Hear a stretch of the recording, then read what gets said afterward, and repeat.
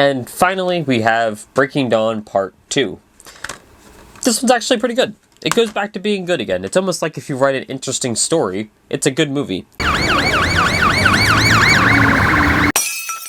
So in Breaking Dawn Part 2, we deal with the repercussions of the last movie, and also, to an extent, of New Moon. The Volturi are introduced to New Moon. We didn't really talk about them because they're lame and who cares, except for this guy specifically. He's really cool.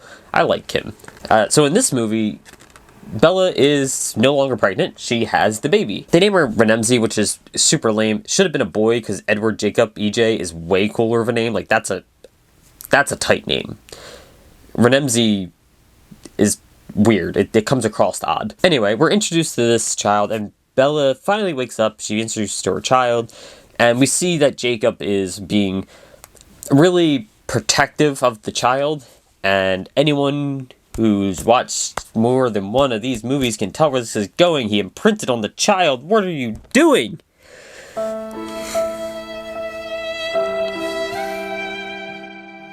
What are you doing, Stephanie? What are you doing to me? Why would you have my boy imprint on a child? I don't care. That's not supposed to be romantic. Because you backtrack on that later in the movie. What are you doing? What kind of weird shit is this? This is bullshit. And I will not stand for this. She's making Jacob into a weirdo because Edward's a weirdo. And she needed Jacob to look as bad as he does, and he's not. Jacob is an upstanding citizen. He is a good boy. He is a good little puppy. Leave him alone. Get your affiliate tendencies off of him. I don't know what she was thinking when she decided to make Jacob imprint on a newborn child. And I will say that Bella's reaction here is perfectly valid. What are you doing? I get that he can't control it. I get that it's not romantic. But it's weird. I don't care about any of these semantics here. It's weird. It is a strange thing. It is a weird thing to write into your book. In the same book that you just insisted on shoving a bunch of pro-life shit into, you also say, don't worry, it's cool that the one non-sparkly white guy is a fucking almost pedophile. Like, I get that he's not actually a pedophile, but it's close enough. What are you doing? Why are you writing this?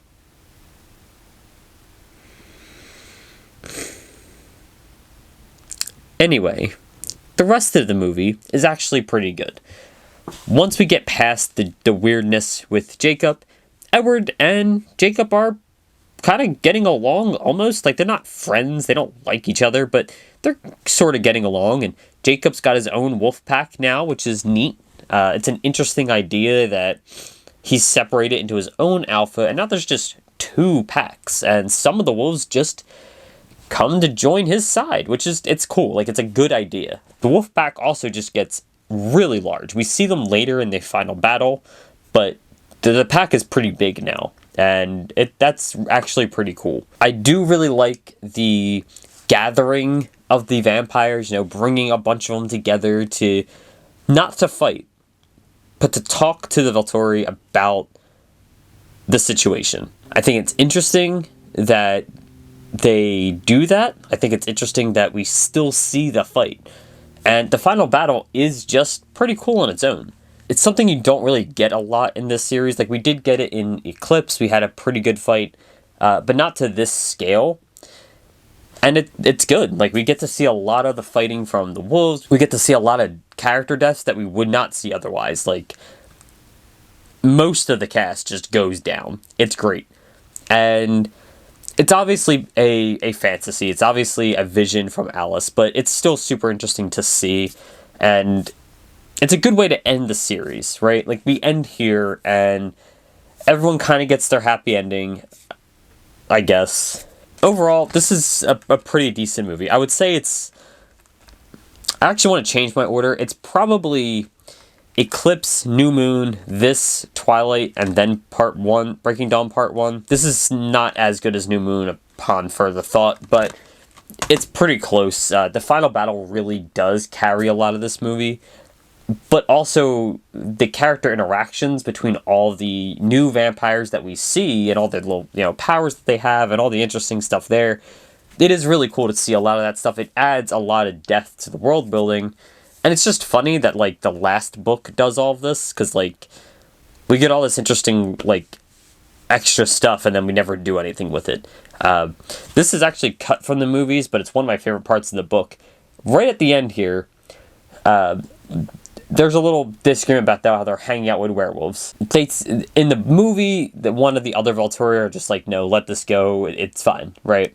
But in the book, it's actually Edward who's like, no, they're not werewolves. They're shapeshifters. They just happen to shapeshift into wolves, but they're not werewolves. Which is funny, because that means that there are werewolves in universe, right? We've never seen them. There's other monsters. We just don't know. And there's no more to the story. There's no more in this universe. We get nothing else. So it's a little funny that, like, we get nothing else from the series, but also we just get, like, this lore dump, like, hey, yeah, the shapeshifting guy over there turns into a dog. Yeah, he's not actually a werewolf. He's just a shapeshifter, and he just happens to be wolves. I think that's funny, and again, that's right in line with the vampires with all the cool powers, like, I don't remember the character's name, but Remy Malek, he has, like, control over, like, the elements and shit. Really cool stuff. We never see it again, though. But it makes for an interesting final battle. We get a lot of weird powers in the final battle, and that stuff's cool. Overall, I think this is actually a pretty good movie, and it's a return from the shit show that was the previous movie. I also want to say that there's no indication going in that what you see is Alice's vision.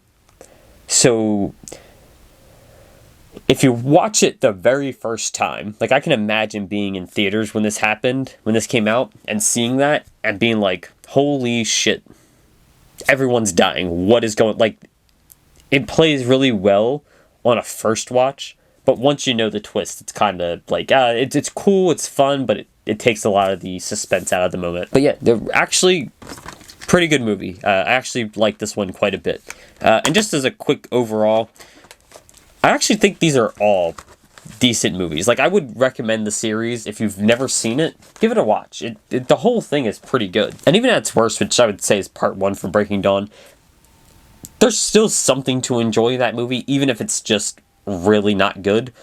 But at its best, it's actually pretty fun. It's a funny movie. It's a funny series, even unintentionally sometimes, but that's okay. It doesn't need to intentionally be funny to be enjoyable. It's an entertaining watch. At the end of the day, it is still, just shit being put out, to make a buck. Like, it's not some profound, this is never going to make it into, like, the Criterion Collection or, like, I don't know, the National Library or anything, but it's a fun movie, and it's definitely worth a watch if you've never seen it, especially if you, again, are, like, in your 30s and grew up with it in high school or whatever, and, like, you're considering going back to it now. I actually really recommend going back to it now. It's a lot of fun. It's a little cringy, it's a little nonsensical, but it is a fun watch, and I think most people will enjoy it. Anyway, thanks for watching. Bye.